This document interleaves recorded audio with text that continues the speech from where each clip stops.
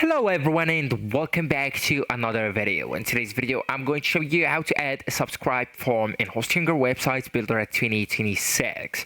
So actually guys, before we start reading and explaining the article by Hostinger, I do really want you to open your website builder first. So you'll need to log in to your Hostinger account and just go to the website builder, then click on select site you want and click edit website. Okay, and after that, go with your website and choose the page and the section and navigate to the page where you want the subscribe form, for example home, blog or footer section. And you can also add a new section dedicated to newsletter sign up. And after selecting it, all you need to do is to click on add element, as you can see. Okay, and then go ahead and click on the subscribe option here.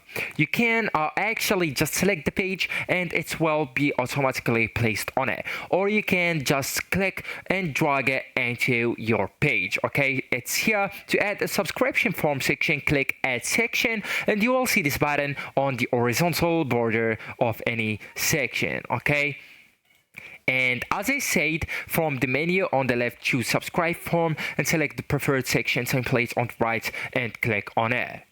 You can also edit the subscription form. So actually, to do that, you will need to click on the subscription form elements, see more options like edit, duplicate, delete, and resize. Just click on the edit option, and right now you can edit the name, so you can rename the form and view form submissions. Also the fields, you can add, edit or remove fields. You can change the order of the fields. You can specify the required fields, supported fields type.